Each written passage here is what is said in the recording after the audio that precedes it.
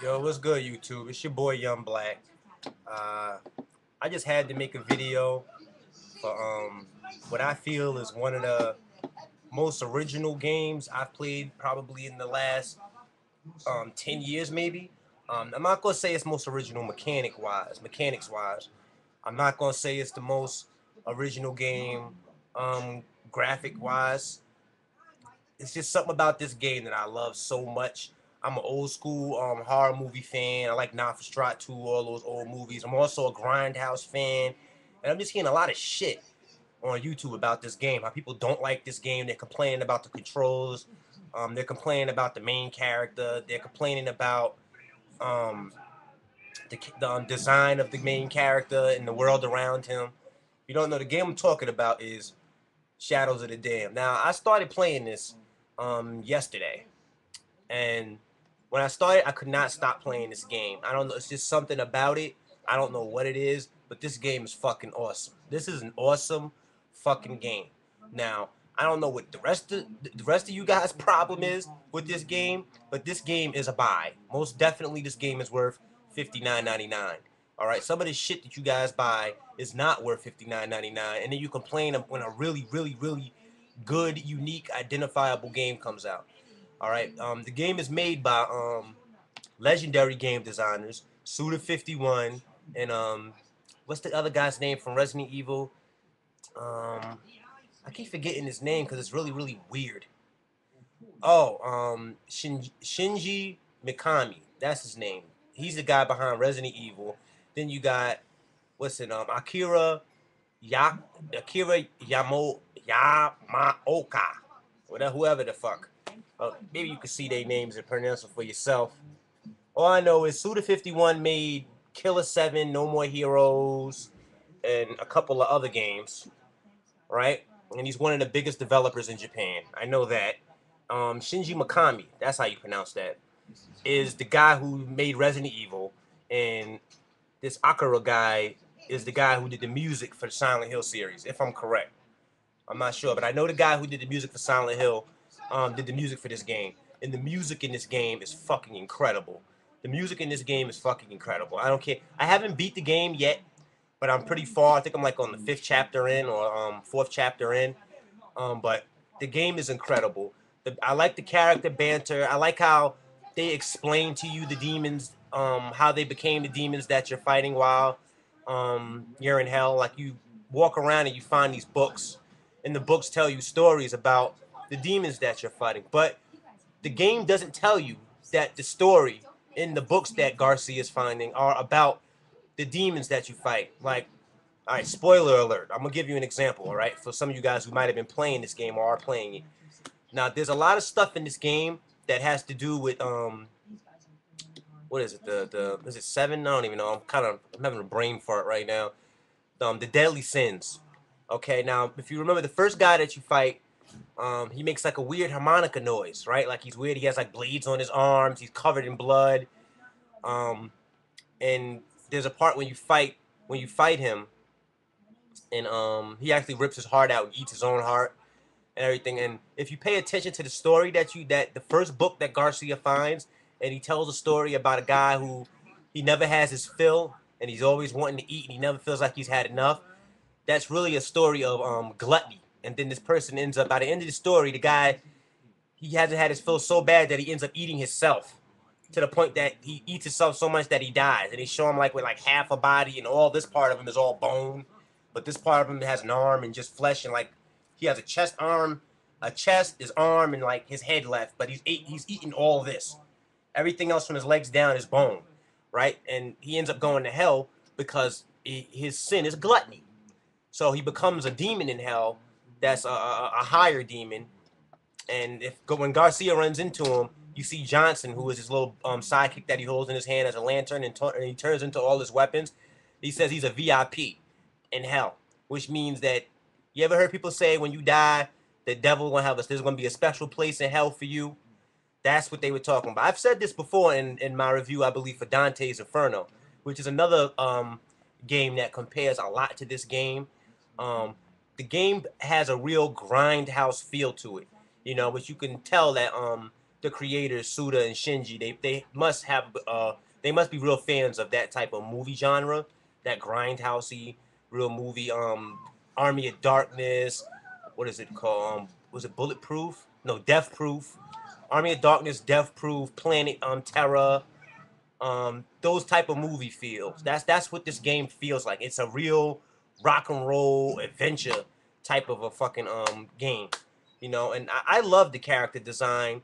I love that the main character is Spanish, you know, because it's starting to see some type of ethnicity, you know, generated in games, not just either a really big white guy or a really big black guy who's like Charles Bronson or fucking Bruce Willis.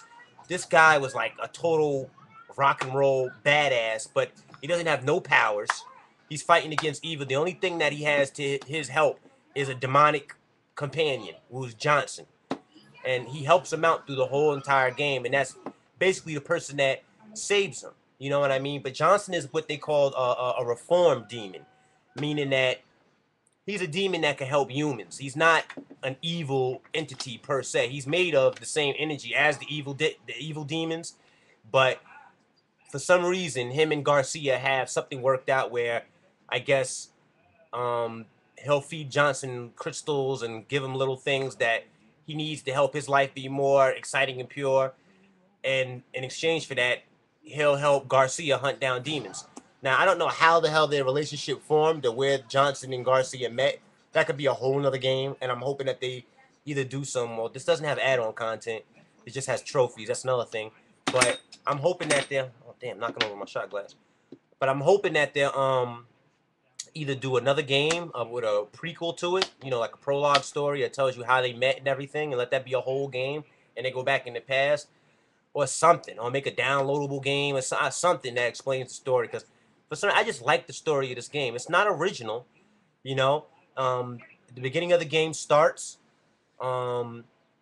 Garcia is just finishing off a demon that he's been hunting down, and the demon tells him that you've killed so many of us off that we're gonna go after your girlfriend. They're not gonna come after him. They're gonna come after his girlfriend, somebody that can't protect themselves against them and is basically vulnerable to them totally, that he cares about. You know, that's like movie settings. You know, that's I've seen movies that do that same type of setting. It's not original, but it's entertaining to play. You know, and I'm hearing people complain about the mechanics, talking about, oh, it plays like Resident Evil 4, but you can move your legs, so it's like more run and gun. So what? So does Gears of War. All these games have stolen that Resident Evil mechanic. Now, the person who made Resident Evil made this game, right? And that mechanic is history. Just like the fucking N64 having an analog stick is history. Like, now every controller has a fucking analog stick. You know? You got to give respect to where respect is due. You know, I love the game's graphical design. I like how they didn't picture hell as a place with fire and brimstone, like how people tell you hell looks. Like how Dante's Inferno gives you the more human version of what we know to be as hell. You know, fire and grotesque violence and shit like that. This game has the grotesque violence, but it pictures hell more as a more casual place. Like it's like a city with demons that run free, and they basically have jobs that Fleming, who is the devil, gives them to do. Like they're responsible for doing certain things. You know what I mean? And there's like signs posted around that says "Fear Teeth."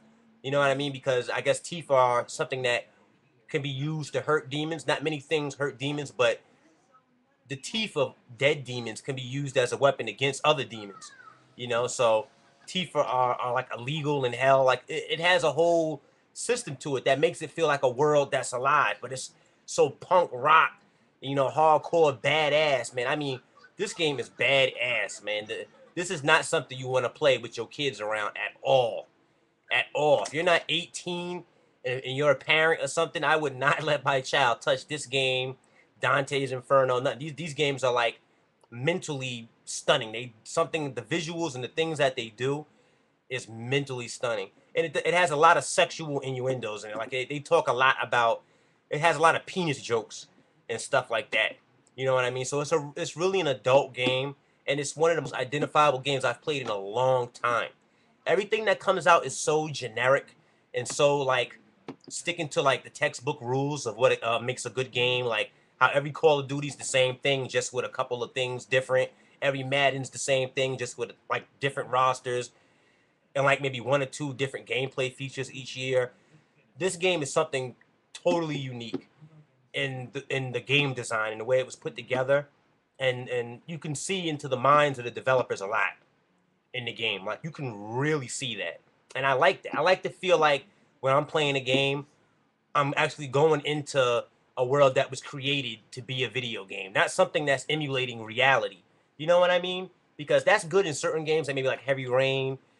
Um, what else is another one like that? Heavy Rain is one I played that was like that. There's another one, L.A. Noire. Those games are cool, you know. But this game takes a step away from that and gives you a world that's not real, but the way they present it to you is so cool that you want to believe it's real while you're playing the game. Like it's really a unique experience. I haven't beaten the whole game yet, but I heard there's a platforming stage that's really irritating. That irritated I think the name of the guys were Coin Up TV. You can check out their review for the game too. It's called Coin Op or Coin Up TV. And it was like a real quick video of a chick. She said she played the game, she beat it. She liked certain things, she didn't like other things. I also watched the video from another dude named Ultimate Chance, and he said that he hated the game. It was the worst game he's ever played, and I mean, he had a whole rant that was like, wow, he went in about how bad he liked this, how bad he didn't like this game. You know what I mean? But this game wasn't for him. Like he's more of a generic type of game player. Like when you get used to playing certain games and they're going to like this stereotype of what a game should be. Like I'm tired of looking at the cover of a game and basically knowing how it's going to play because every game just steals mechanics from other games.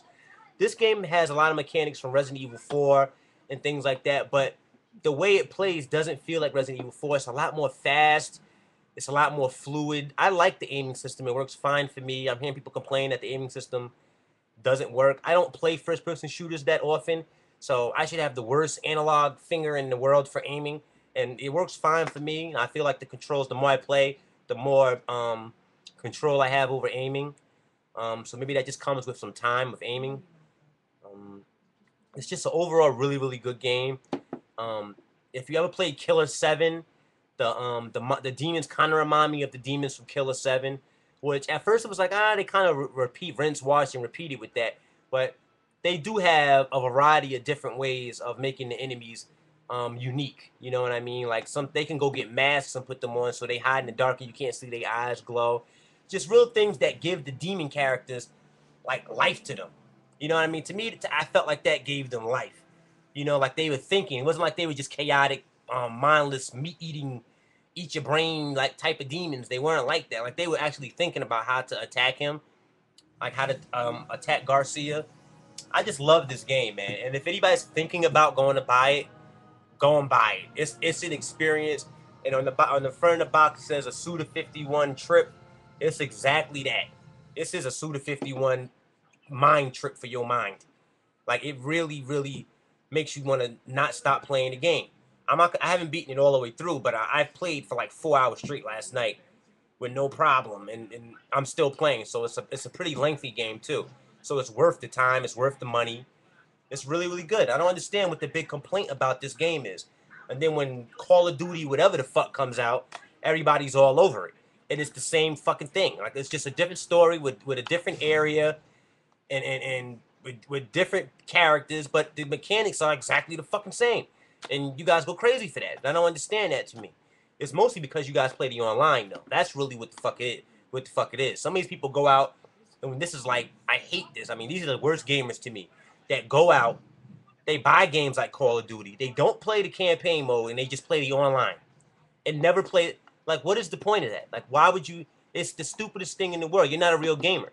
You're just an entertainment consumer. Like, you're just buying something because you like to play online over and over again.